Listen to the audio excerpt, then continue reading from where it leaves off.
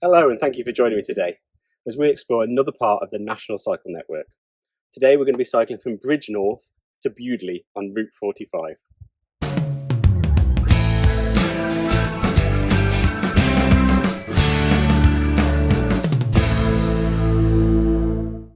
We previously followed Route 45 from Ironbridge to Bridgnorth down the old Severn Valley railway line.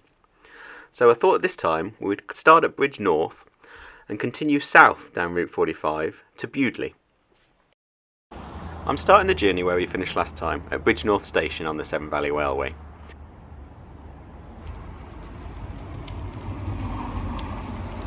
As we come out of the car park, we're going to take a left along Hollybush Road, heading towards Bridgnorth High Town.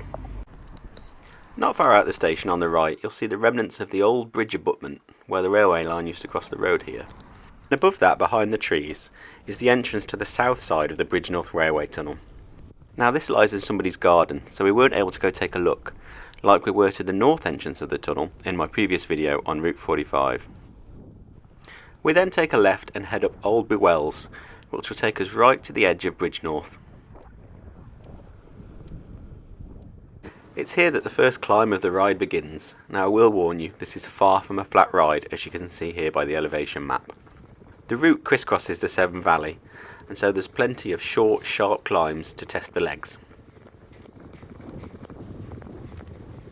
When we get to the end of Old Bewells, the little blue sign directs us left for our first section of traffic-free riding. The path takes us up to the bridge that crosses over the Bridgnorth bypass. Shropshire Council had plans for a bypass here from as early as 1937. One of the reasons being the bridge that we passed in the centre of Bridgnorth that had been dismantled was quite low, so it restricted traffic flow through the centre of the town. The bypass was finally built in 1983, but before that in 1970, when the Severn Valley Railway was looking to reopen as a heritage line, they had to agree that the land could be sold to the council if the bypass was ever built, and that they would pay for a bridge to go over the top if they wanted to carry on running trains into Bridgnorth. After crossing the bridge, we take a right turn and head down a little more traffic-free riding before we hit the road again. And I say road in a loose sense of the word, as this is more of a track, to be honest. The lanes do get better as we take some twists and turns and the occasional stretch on a bit of B road. Each turn has the obligatory blue National Cycle Network markers, and I had no problem finding my way. Coming down the B4555, we take a right turn towards the village of Upper Forge. This is clearly marked by the blue National Cycle Network signposts. We go down quite a steep descent on a road with not the best surface in the world. I was pretty glad I was on my mountain bike at this point. As you come towards the bottom of the descent, it's worth slowing down and taking a stop on the bridge at the bottom. On your right you'll see Astbury Falls. I couldn't find any information about this online, but it appears to be a man-made waterfall on a small stream, but for what purpose I don't know, so if any of you know, please do let me know in the comments, what is this for? Past the waterfall the road begins to climb again, and it's quite an ascent as we make our way up towards Astbury Golf Club. We make our way through the middle of the golf course, so do beware of golf balls if you're cycling this way. The road then unfortunately goes uphill again, but there is a reward at the top with a great view of the golf club and the surrounding countryside. Astbury Golf Course was opened in 2010, and it was owned and designed by K.K. Downing, the lead guitarist from the band Judas Priest.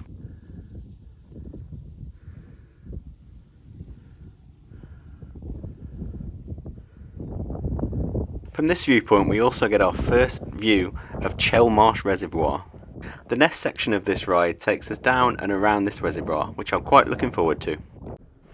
At the end of the road we pretty much cross the B4555 and start making our way towards the reservoir. It's not far down this gravelly lane until we're directed left by this signpost, down a track which is part of the Jack Mitten Way. I'd never ridden this section of Route 45 before, and this is the main reason I decided to take my mountain bike today. I could see that the sections were off-road, and from what I could see on Google Maps they wouldn't be suitable for a road bike, And that was definitely the right decision, because this section was really good fun on my mountain bike.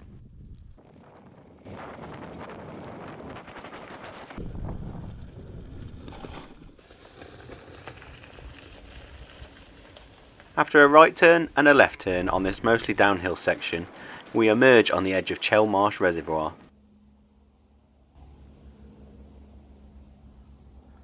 As you can see, the track here is quite narrow, but it really is quite a beautiful view. There were 3 sections of this ride that I was particularly interested and excited to ride. The first one is this section around Chelmarsh Reservoir. It consists of some off-road riding, some of which we've just done, and some bridleway riding. The bridleway starts off as a rough track, then does have a tarmac surface, but then turns into a gravel track again, before we're directed right by the little blue sign up another little track. It was here I met another cyclist on a road bike, contemplating whether we should take it up this track. Well, indeed he did in the end, and he made it up there fine with no problems. So although I've taken my mountain bike, this is possible on a road bike, although I would definitely recommend taking a mountain bike, or a hybrid. At the summit of this uphill bit of track, we're greeted with a brilliant view of Chelmarsh Reservoir.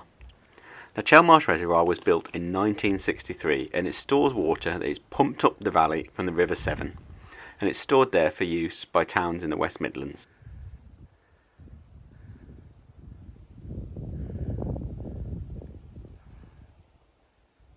Leaving this point, we head downhill on another bit of single track. Again, this was really good fun on the mountain bike. I imagine it wasn't so fun for the cyclist that went before me on his road bike, but I didn't see him at the side of the track mending punctures or a snapped frame, so I can assume he made it through okay. The track levels out and comes towards a ford. Now this is the outflow, as far as I can tell, from Chelmarsh Reservoir into the River Severn. I can imagine in winter or after heavy periods of rain that could be quite a deep and fast flowing ford, so just something to bear in mind. You could avoid this by taking the road from the Chelmarsh Sailing Club instead of this track, and you'll come out at the same point, which is here where this track joins the road that has come from the Chelmarsh Sailing Club and heads over towards Hampton. And there is, I'm afraid, a little bit more climbing to do here before we get to Hampton. But as always, what goes up must come down, so we are rewarded with a downhill down towards the Hampton Loade station on the Severn Valley line. Hampton Loade station was opened in 1862 as Hampton Station. It was quickly named to Hampton Loade station after the hamlet on the east side of the river, that's the opposite side, due to that being the largest settlement at the time. It closed in 1963 with the closure of the Severn Valley line, but reopened in 1970 with the opening of the Severn Valley Heritage Line, and it was actually the southern terminus of the Severn Valley line before it made its way all the way to Kidderminster as it does today. As a brilliantly preserved station, it's featured in many films and TV programmes. Most famously, in 1994, The Englishman That Went Up a Hill and Came Down the Mountain, starring Hugh Grant. From the station we head under the bridge and take a right onto a little path that goes alongside the Severn Valley Railway.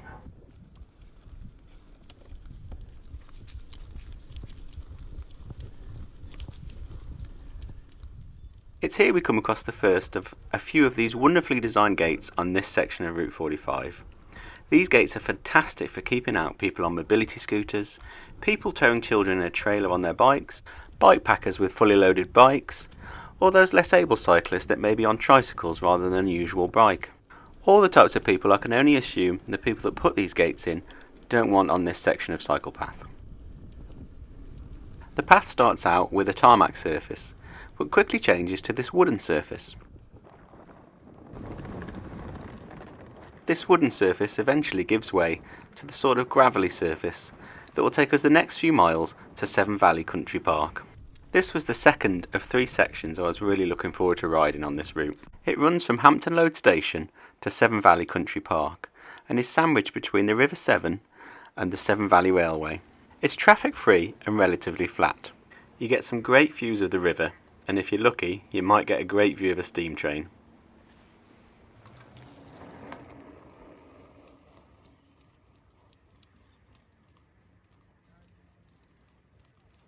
Further along there is another wooden section which is quite narrow, just to be cautious of, as you will find a lot of walkers walking this section on the way from Severn Valley Country Park to Hampton Loade station, as it is such a beautiful route.